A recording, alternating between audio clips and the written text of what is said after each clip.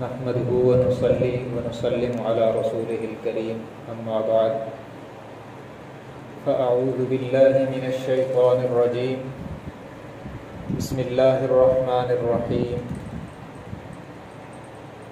يرفع الله الذين آمنوا منكم والذين أوتوا العلم درجات وقال النبي صلى الله تبارك وتعالى عليه وسلم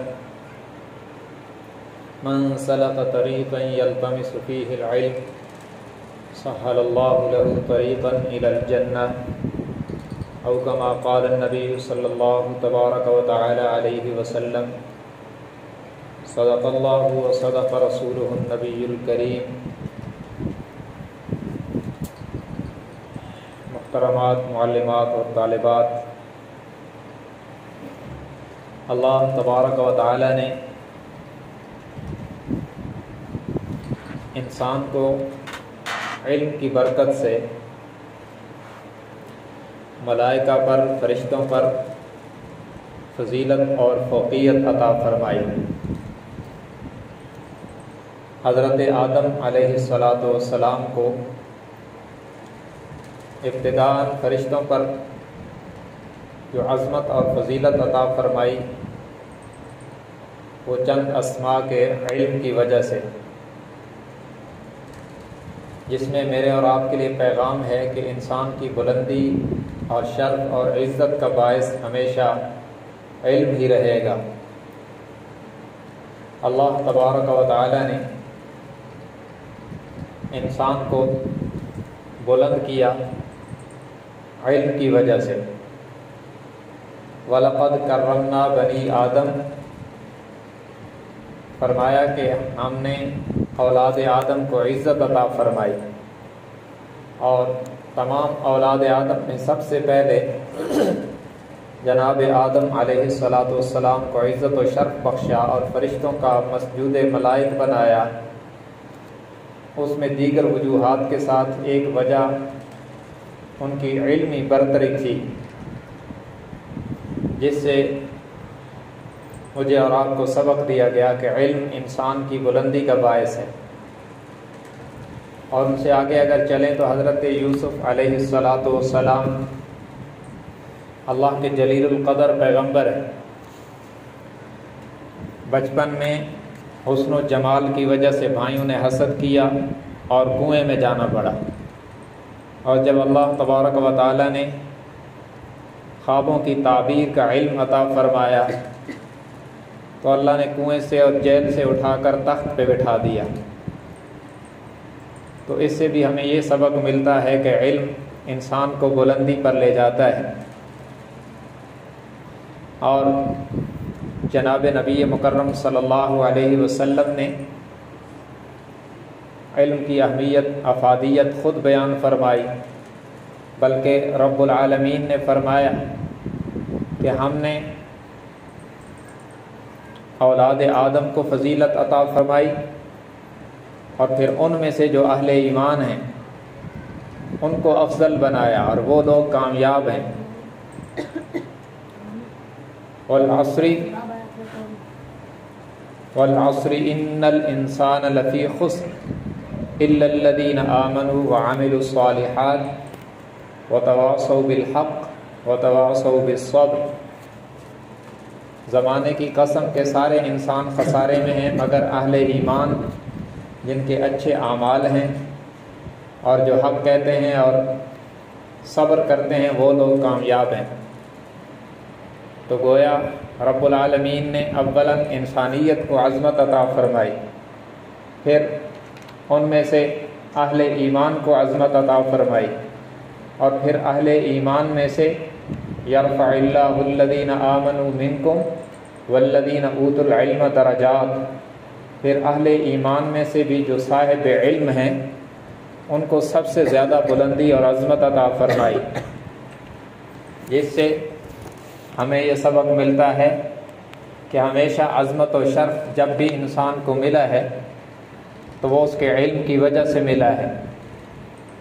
اور علم وہ دولت ہے جسے کوئی چھین نہیں سکتا، اور علم وہ دولت ہے جس کی برکت سے انسان اگر غلط راستے پر بھی چل رہا ہو تو اس کی برکت سے اسے ہدایت نصیب ہو جاتی ہے۔ آپ اگر قرآن کا جائزہ لیں تو علم اگر غلط بھی ہو تب بھی وہ کسی درجے میں فائدہ دے جاتا ہے۔ فرعون کے جادوگر جو حضرت موسیٰ علیہ السلام کے مقابلے میں آئے تھے وہ علم سحر کو جانتے تھے اور صحیح طرح جانتے تھے۔ اگرچہ علم سحر پر عمل کرنا گناہ ہے اور کفر ہے، لیکن اپنے دور میں وہ لوگ علم سحر کے ماہر تھے، اس مہارت نے انہیں فائدہ دیا اور وہ ان کی ہدایت کا ذریعہ بنی۔ اس لیے کہ جب حضرت موسیٰ علیہ السلام کے مقابلے میں آئے اور انہوں نے رسیاں پھینکی تو یخیل الیہ من سحرہم انہا تسعی، تو ان کے جادو کی وجہ سے یوں لگا کہ وہ ساری رسیاں سانپ ہیں اور چل رہی ہیں۔ حقیقت میں ایسا نہیں تھا، وہ رسیاں ہی تھیں، سانپ نہیں تھیں حقیقت میں، بلکہ حضرت موسیٰ علیہ السلام کے خیال میں ایسے آیا، ان کے جادو کے کرتب اور نظر بندی کی وجہ سے ایسے دکھائی دیا گویا کہ وہ چل رہی ہیں، حقیقت میں چل نہیں رہی تھیں، اس لیے کہ جادو سے چیزوں کی حقیقت نہیں بدلتی، بندے کے ذہن بدلتے ہیں، بندوں کے ذہن بدلتے ہیں، نظر بدلتی ہے۔ تو جب وہ دیکھا کہ وہ چل رہی ہیں تو حضرت موسیٰ علیہ السلام کو خطرہ محسوس ہوا، تو رب العالمین نے فرمایا لا تخف، ڈرنا نہیں ہے، الق ما فی یمینک تلقف ما صنعوا انما صنعوا کید ساحر ولا یفلح الساحر حیث اتی۔ آپ ڈریں نہیں، آپ کے دائیں ہاتھ میں جو عصا ہے ذرا اسے پھینک دیں۔ تو حضرت موسیٰ علیہ السلام نے اللہ کے آرڈر پر وہ جب پھینکا تو کأنہا جان، وہ تو سانپ بن کر دوڑنے لگا، اور وہ حقیقت میں سانپ بنا تھا۔ جادوگروں کی رسیاں حقیقت میں سانپ نہیں بنی تھی، وہ صرف دکھائی دی تھی، کیونکہ جادو سے چیزوں کی حقیقتیں نہیں بدلتی۔ لیکن جو حضرت موسیٰ علیہ السلام نے عصا پھینکا تھا وہ حقیقت میں سانپ بنا تھا، اس لیے کہ معجزے سے چیزوں کی حقیقت بدل جاتی ہے، کیونکہ معجزے میں بظاہر ہاتھ پیغمبر کا ہوتا ہے، اوپر قدرت اللہ کی کار فرما ہوتی ہے۔ تو جب جادوگروں نے دیکھا کہ یہ جادو نہیں ہے، ان کو چونکہ جادو کا علم کامل تھا، وہ علم سحر کو پوری طرح جانتے تھے، انہوں نے جب عصا کو سانپ بنتے دیکھا تو انہیں یقین ہو گیا کہ یہ جادو نہیں ہے، اس لیے کہ جادو کا ماہر ہم سے زیادہ اس وقت کوئی نہیں ہے۔ تو جب انہیں سمجھ میں آ گئی، اپنے اس غلط علم کی بنیاد پر انہیں بات سمجھ میں آ گئی کہ یہ جو موسیٰ علیہ السلام نے کیا یہ جادو نہیں ہے، یہ معجزہ اور اللہ کی قدرت ہے۔ تو فَأُلْقِيَ السَّحْرَةُ سُجَّدًا قَالُوا آمَنَّا بِرَبِّ هَارُونَ وَمُوسَىٰ، تو سارے جادوگر سجدے میں گر گئے اور انہوں نے کہا آج کے بعد ہم بھی موسیٰ اور ہارون کے رب پر ایمان لائے ہیں۔ ان کو جو توفیق ایمان ہوئی وہ اپنے علم کی وجہ سے ہوئی، اگرچہ وہ علم غلط تھا، لیکن جو علم ان کے پاس تھا کمال درجے کا، اس میں ان کو مہارت تھی۔ تو دیکھیں جب علم غلط بھی ہوتا ہے تب بھی ہدایت کا سبب بن جاتا ہے۔ تو ہم لوگ جو پڑھ رہے ہیں یہ تو علم وحی ہے، یہ قرآن و سنت کا جو علم ہے یہ تو علم وحی ہے، اور اس وقت قیامت تک کے لیے قرۂ ارض پر سب سے صحیح ترین اور مستند ترین علم قرآن و سنت کا علم ہے۔ تو جب غلط علم بندوں کے لیے ہدایت کا ذریعہ بنا بلکہ ہمیشہ کے لیے ان کی جنت کا ذریعہ بن گیا، تو جب ہم صحیح علم کو پڑھیں گے اور اس پر عمل کریں گے تو یقیناً یہ ہمارے لیے ہدایت اور اللہ کی رضا کا ذریعہ بنے گا۔ اور اس میں یہ سمجھیں ایک نظریے کی بات، جب انہیں ان جادوگروں کو یہ بات سمجھ میں آ گئی تو وہ ایمان لے آئے اور کہا رب موسیٰ و ہارون، ہم موسیٰ اور ہارون کے رب پر ایمان لے آئے ہیں۔ تو فرعون جو سن رہا تھا اور جو یہ سوچ رہا تھا کہ یہ غالب آئیں گے اور ہم جشن منائیں گے، تو وہ تو ناکام ہو گیا۔ اس نے کہا آمنتم لہ قبل ان آذن لکم، میری اجازت کے بغیر تم ایمان لائے ہو، تمہیں جرت کیسے ہوئی ہے؟ لأقطعن أيديكم وأرجلكم من خلاف ثم لأصلبنكم أجمعین، کہ میں تمہارے ہاتھ پاؤں مخالف سمت سے کاٹ دوں گا، یعنی دایاں ہاتھ بایاں پاؤں، جب بایاں ہاتھ دایاں پاؤں کاٹ دوں گا اور تمہیں سولی پر لٹکا کے نشان عبرت بنا دوں گا۔ اس نے اپنی طرف سے دھمکی دی کہ میں تمہیں ناکارہ کر دوں گا، دنیا میں اگر رہو گے تو بالکل ناکارہ ہو جاؤ گے، جب دایاں ہاتھ بایاں پاؤں کٹ جائے گا تو کسی کام کا بندہ نہیں رہتا، اور پھر بھی باز نہ آئے تو وَلَأُصَلِّبَنَّكُمْ فِي جُذُوعِ النَّخْلِ، کھجور کے تنوں پر تمہیں سولی پر لٹکاؤں گا کہ تم نشان عبرت بن جاؤ گے، ایسی بڑی دھمکی دی۔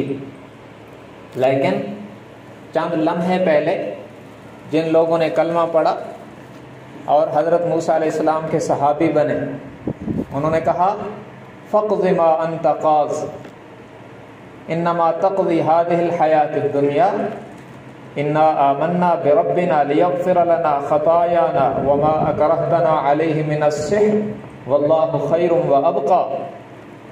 اس کا خلاصہ کیا ہے؟ چند لمحے پہلے جن لوگوں نے کلمہ پڑھا اور حضرت موسیٰ کے صحابی بنے، ان کا ایمان اتنا مضبوط ہو گیا کہ جب فرعون نے دھمکی دی ہاتھ پاؤں کاٹ دوں گا اور سولی پہ لٹکا دوں گا، تو انہوں نے کہا جو کر سکتا ہے کر لے، اب ہمارے جسموں سے روح تو نکل سکتی ہے مگر دلوں سے ایمان نہیں نکل سکتا، اب ہمارے تن سے ہماری گردنیں کٹ سکتی ہیں لیکن ہمارے دلوں سے ایمان نہیں نکل سکتا۔ تو بات سمجھنے کی ہے کہ حضرت موسیٰ علیہ السلام کے سامنے جن لوگوں نے چند لمحے پہلے کلمہ پڑھا، ان کا ایمان اتنا مضبوط ہو گیا کہ موت کی دھمکی پر کہا مر سکتے ہیں، مٹ سکتے ہیں، کٹ سکتے ہیں، لیکن موقف سے ہٹ نہیں سکتے۔ تو یہ موسیٰ کے صحابہ کی بات ہے، جن لوگوں نے ہمارے پیغمبر کا کلمہ پڑھا ان کے ایمان کا کیا کہنا ہے؟ جنہوں نے موسیٰ علیہ السلام کو چند لمحے دیکھا اور ایمان اتنا مضبوط ہو گیا کہ انہوں نے کہا مر جائیں گے، ایمان نہیں چھوڑیں گے۔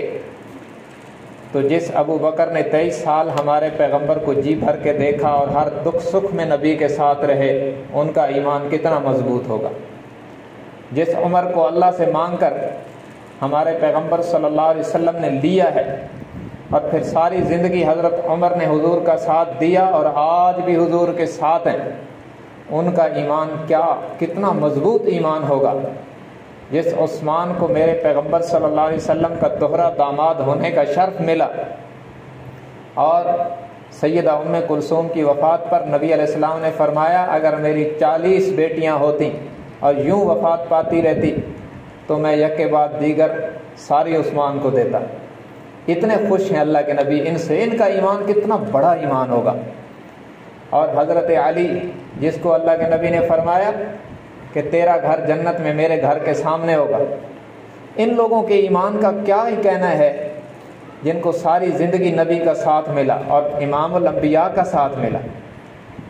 دیکھیں نا کہ موسیٰ علیہ السلام کے صحابہ چند لمحے پہلے کلمہ پڑھتے ہیں اور ایمان اتنا بڑا ہے، اتنا مضبوط ہے کہ وہ کہتے ہیں مر جائیں گے، موقف نہیں چھوڑیں گے۔ جن کو چند لمحے ملے اور وہ بھی موسیٰ کے ساتھ، ان کا ایمان اتنا مضبوط ہے۔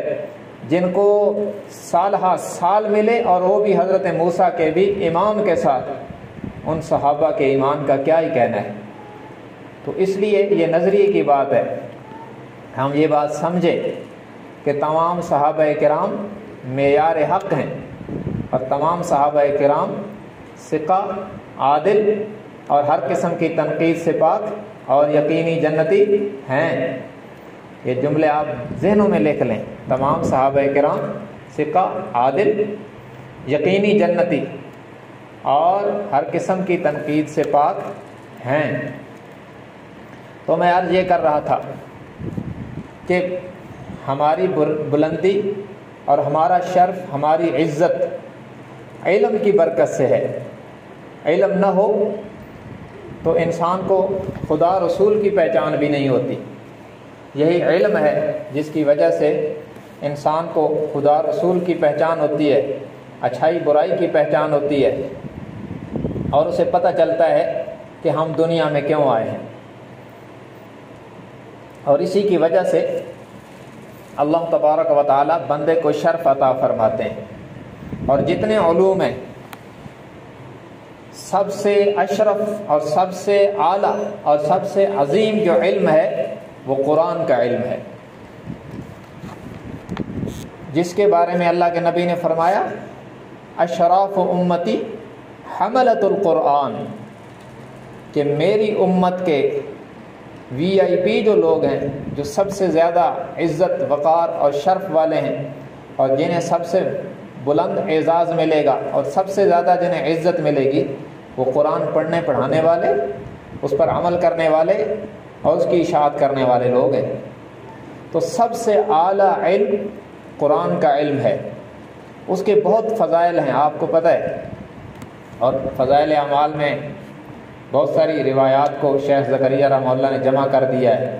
قرآن کی ایک آیت پڑھیں تو کیا ملتا ہے، یہ ساری فضیلتیں اس علم کے ساتھ ہیں۔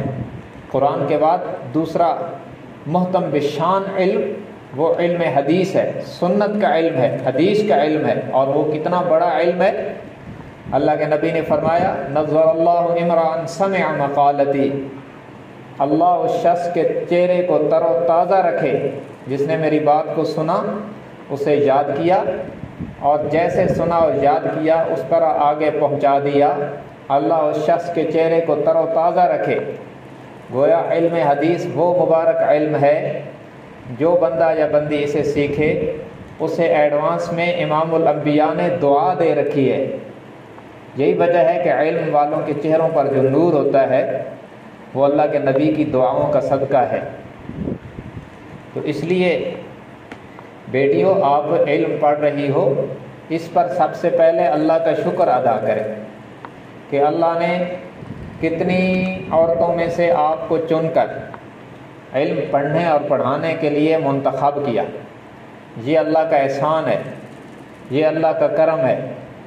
اللہ چاہتے تو آپ کو کسی اور کام پہ لگا دیتے، ہمیں کسی اور کام پہ لگا دیتے، مگر اس کا فضل ہوا اور اس کی کرم کی نظر پڑی، اس نے چنا اور کہیں کہیں سے ہمیں چن چن کر یہاں بٹھایا کہ تم قرآن پڑھو پڑھاؤ اور علم حدیث پڑھو پڑھاؤ، فقہ پڑھو پڑھاؤ۔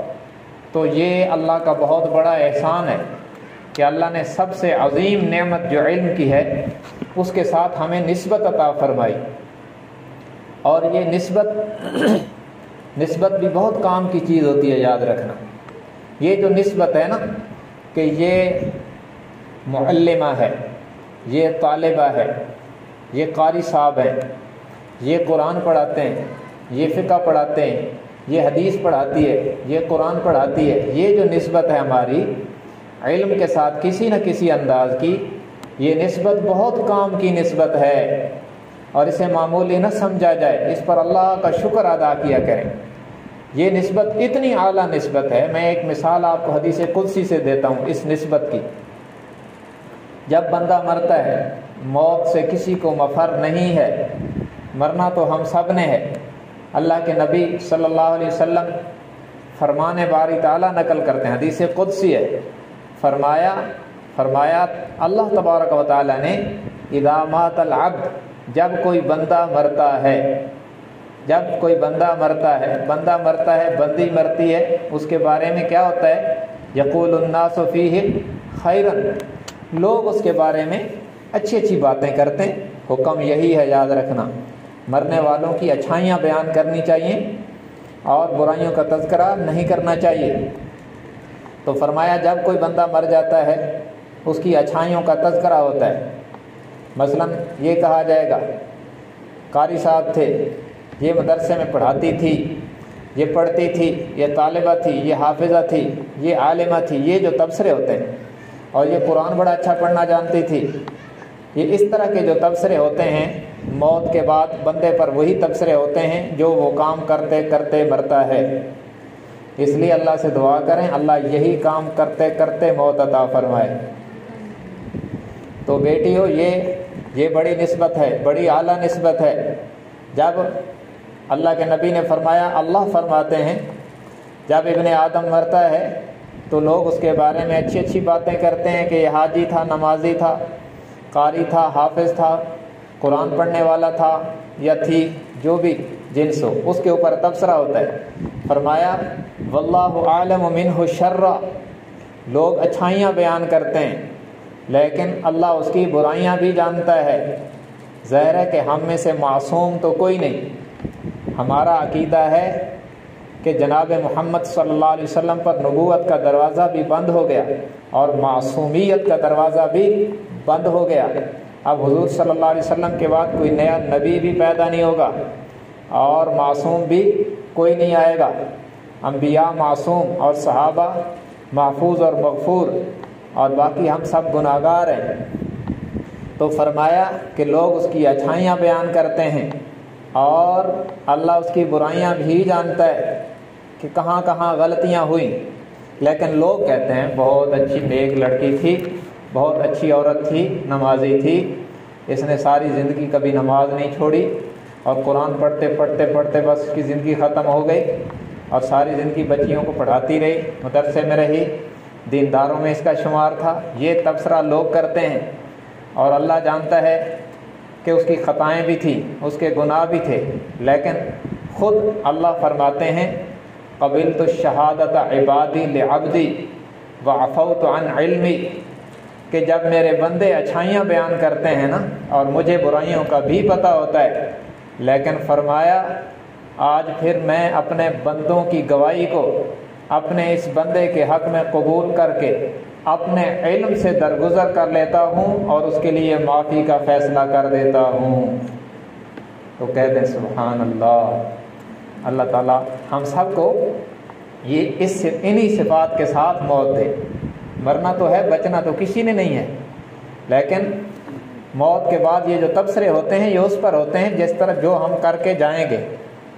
اب دیکھیں نا، ہم سب جب استاد جی کا نام لیتے ہیں تو حضرت مولانا میر محمد صاحب رحمۃ اللہ علیہ ان کے نام کے ساتھ ضرور کہتے ہیں، اور یہ کہتے ہیں ساری زندگی دین پر لگا دی۔ کیوں؟ یہ حقیقت یہی تھی کہ ساری زندگی دین پر لگا دی۔ یہ صفات موت کے بعد گنی جاتی ہیں۔ موت سے پہلے ہو سکتا ہے کہ صفات پہ پردہ پڑا ہوا ہو اور لوگوں کو قدر نہ ہو، لیکن جنازے دیکھ کر لوگ کہتے ہیں کہ ہاں واقعتاً بندہ کمال کا تھا، ایسے یہاں ہوا تھا۔ یہ لوگ جو بنا جی گرد و نواح کے تھے نا، یہ استاد جی کی قدر نہیں کرتے تھے مجموعی طور پہ، چند لوگ قدردان بھی تھے، لیکن جب جنازہ اٹھا تھا لوگ کہتے تھے واقعتاً کمال تھا اس بندے میں، کتنے لوگ جنازے میں آئے ہوئے۔ تو وہ کمال علم کا تھا، وہ کمال علم کا تھا۔ تو ہمیں سبق یہ ہے اس میں کہ ہم اللہ کا شکر ادا کریں کہ اللہ نے ہمیں اس نسبت کے ساتھ جوڑا ہے کہ ہماری نسبت کسی نہ کسی طرح علم کے ساتھ ہے۔ کوئی قرآن پڑھانے والی پڑھنے والی، کوئی حدیث پڑھانے والی پڑھنے والی، یا اس کے جو معاون علوم ہیں، صرف ہے، نحو ہے اور دیگر جو کتابیں ہیں، سب کا تعلق تو اسی کے ساتھ ہے، قرآن و حدیث کے ساتھ، کہ ہم قرآن و حدیث سیکھ رہے ہیں۔ تو کسی نہ کسی درجے میں علم کے ساتھ ہمارا ربط ہونا اور علم کے ساتھ ہمارا تعلق بن جانا، یہ اللہ کی بہت بڑی عنایت ہے۔ اس پر ہم اللہ کا شکر ادا کریں، نمبر ایک۔ دوسری بات یہ کہ ہمیں جو اللہ نے وقت دیا ہے اس وقت کو ہم ضائع نہ کریں، قیمتی بنائیں، محنت کریں، کیونکہ جب بندہ نعمت کی قدر کرتا ہے تو اس میں یہ بھی ہے کہ ہم دل و زبان سے کہیں کہ یا اللہ آپ کا شکر، اور قدر میں یہ بھی ہے کہ ہم اللہ کی طرف سے دیا ہوا وقت قیمتی بنائیں، اسے ضائع نہ کریں۔ اگر وقت ضائع کریں گے تو ناقدری میں آئے گا، اس لیے وقت کو قیمتی بنائیں اور علم میں مضبوطی پیدا کریں۔ یہ دوسری بات۔ تیسری بات یہ ہے کہ ہم اللہ سے علم کے اندر زیادتی بھی مانگیں۔ دیکھیں اللہ نے اپنے نبی کو حکم دیا، قل رب زدنی علما، قل رب زدنی علما، میرے محبوب آپ کہہ دیجئے کہ اے میرے رب میرے علم میں اضافہ فرما، جن پر مخلوق کے علم کی ساری بلندیاں ختم ہو جاتی ہیں۔ ہمارا عقیدہ یہ ہے کہ سارے نبیوں کا علم بھی جمع ہو جائے نا تو ہمارے پیغمبر حضرت محمد صلی اللہ علیہ وسلم کے علم کا مقابلہ نہیں ہوتا۔ مخلوق میں اللہ نے سب سے زیادہ علم جناب محمد الرسول اللہ صلی اللہ علیہ وسلم کو عطا فرمایا، جس کے لیے کوئی لفظ ہم نہیں لا سکتے کہ حضور کے پاس کتنا علم تھا۔ بس اللہ سے کم باقی سب سے زیادہ علم جس ہستی کے پاس ہے ان کا نام محمد الرسول اللہ ہے صلی اللہ علیہ وآلہ وسلم۔ اس کے باوجود اللہ فرما رہے ہیں آپ دعا کیجئے مجھ سے کہ اے میرے رب مجھے میرے علم میں اضافہ فرما۔ تو ہمیں بھی یہ سبق ہے کہ ہم اللہ سے مانگیں کہ یا اللہ اپنے علم میں سے علم عطا فرما، اور اپنے علم میں سے علم عطا فرما، علم بھی عطا فرما، حوصلہ بھی عطا فرما، حکمت بھی عطا فرما۔ تو تیسرے نمبر پہ ہم اللہ سے علم مانگیں، محنت کریں، پھر اللہ سے علم مانگیں۔ اور چوتھے نمبر پہ میں نے آپ کو بتایا پہلے نمبر پہ اللہ کا شکر ادا کریں، دوسرے نمبر پہ محنت کریں، تیسرے نمبر پہ اللہ سے علم مانگیں، چوتھے نمبر پہ علم کے حصول کے جتنے ذرائع ہیں ان سب کا ادب کریں۔ ٹھیک ہے، استاد کا، معلمات کا ادب کریں، کتابوں کا ادب کریں، اور مدرسے کی جتنی چیزیں ہیں، تپائیاں ہیں، اور علم کے جتنے آپ کے ذرائع ہیں ان سب کا ادب کریں۔ ٹھیک ہے، جن کی وجہ سے آپ کو علم حاصل ہو رہا ہے ان سب کی قدر، ادب، یہ ادب بڑی چیز ہے۔ آپ میں سے جو بڑی ہیں ان کو پتہ ہے امام ابو حنیفہ رحمۃ اللہ علیہ کے دو بڑے شاگرد مشہور ہیں، امام ابو یوسف اور امام محمد رحمہم اللہ، ان کو کہتے ہیں صاحبین۔ اور ایک اور امام ہے امام ظفر رحمہ اللہ۔ آپ جب فقہ کی کتابوں میں دیکھتی ہو تو امام ابو حنیفہ کے ساتھ لازم طور پر یہ دو امام نظر آتے ہیں، امام ابو یوسف، امام محمد، ان کو کہتے ہیں صاحبین، اور امام ابو حنیفہ ان کے ساتھ ہو تو ان کو کہتے ہیں ائمہ ثلاثہ احناف۔ تو اب جب امام ابو حنیفہ کے ساتھ ذکر ہوتا ہے تو یا تو امام محمد کا یا امام ابو یوسف کا ہوتا ہے، امام ظفر کا بہت کم ہوتا ہے، حالانکہ امام ظفر ان دونوں سے لائق تھے۔ یہ جو دونوں امام صاحب کے شاگرد ہیں نا، امام محمد اور امام ابو یوسف، ان دونوں سے زیادہ لیاقت، ذہانت، فطانت امام ظفر میں تھی، لیکن اللہ نے انہیں وہ قبولیت نہیں دی جو ان کو دی۔ تو علماء نے لکھا ہے کہ اس کی وجہ یہ ہے کہ ایک دفعہ ہلکی سی بے ادبی ہوئی تھی، وہ یہ کہ امام صاحب تشریف لائے تھے تو امام ظفر کھڑے نہیں ہوئے تھے، تو بس وہ ذرا استاد کے دل کو لگ گئی کہ یہ اس کو شاید اپنی ذہانت، فطانت پہ کوئی ناز ہے کہ یہ میرے احترام میں نہیں کھڑا ہوا، تو بس وہ اس میں پیچھے رہ گئے۔ اللہ نے جو قبولیت عطا کی وہ ان دونوں کو عطا کی ہے، حالانکہ وہ زیادہ ذہین تھے اور ان کی لیاقت زیادہ تھی، لیکن قبولیت ان کو ملی، انہیں اس طرح کی قبولیت نہیں ملی، حالانکہ ہمارے لیے وہ بھی قابل احترام ہے۔ لیکن فقہ حنفی میں جتنی آراء امام محمد اور امام ابو یوسف کی آتی ہیں اتنی آراء اور ان کے اتنے اقوال امام ظفر کے نہیں ہیں، قبولیت اللہ نے ان کو دی۔ تو ادب کریں سب چیزوں کا، اور سب وہ لوگ یا وہ معلمات جو آپ کو پڑھا رہی ہیں سب کا ادب کریں، تبصرے نہ کریں۔ ٹھیک ہے، آپ کے جو اساتذہ ہیں یا آپ کے جو معلمات ہیں، ہم سب انسان ہیں، کوئی جبرائیل نہیں ہے۔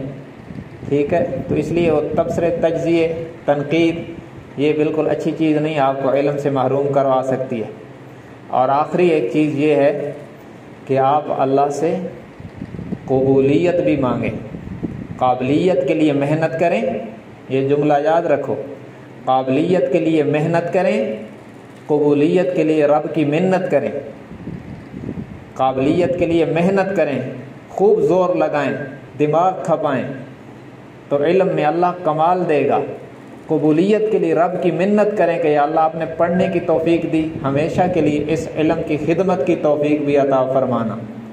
کم از کم 24 گھنٹوں میں ایک بار ایک وقت رکھیں جس میں کوئی 5-7 منٹ ایسے رکھیں جس میں پوری توجہ کے ساتھ اللہ سے مانگیں۔ اس میں جو آپ کی خامیاں ہیں، کسی کو پڑھنا نہیں آتا، کسی کو کوئی صرف نحو سمجھ میں نہیں آتی، کسی کو کچھ سمجھ میں نہیں آتا، کسی کو منزل یاد نہیں ہوتی، وہ اللہ سے مانگیں کہ یا اللہ یہ چیز مجھے یاد کروا دے، یہ ادا میری ٹھیک کروا دے، یہ کمی میری دور فرما دے۔ اور اس میں یہ بھی مانگیں کہ یا اللہ مجھے آپ نے پڑھنے کی توفیق دی تو مجھے محروم نہ کرنا، پڑھنے کے بعد ایسا نہ ہو کہ میرا تعلق اس شعبے سے نہ رہے، مجھے خدمت دین کے لیے قبول فرما لینا۔ اور یہ مانگیں کہ یا اللہ میرے اندر وہ لیاقت، وہ کردار، وہ خوبیاں اور وہ صفات نہیں ہیں جو دین کی خادمات میں ہونی چاہیے، لیکن یا اللہ یہ خوبیاں پیدا فرمانے والی ذات آپ کی ہے، اس لیے یا اللہ یہ خوبیاں پیدا فرما کر مجھے خدمت دین کے لیے قبول فرما لے۔ یہ اللہ سے مانگنا بھی سیکھیں۔ تو یہ چند ضروری اور ابتدائی باتیں میں نے آپ کی خدمت میں عرض کر دی ہیں، امید ہے آپ کو فائدہ ہوگا انشاءاللہ۔ ترتیب سے اللہ نے زندگی اور صحت دی تو یہ نظریاتی بیانات کی ترتیب چلے گی اتوار کو انشاءاللہ۔ تو اللہ تبارک و تعالی ہم سب کو توفیق عمل نصیب فرمائے۔ وآخر دعوانا ان الحمد للہ رب العالمین۔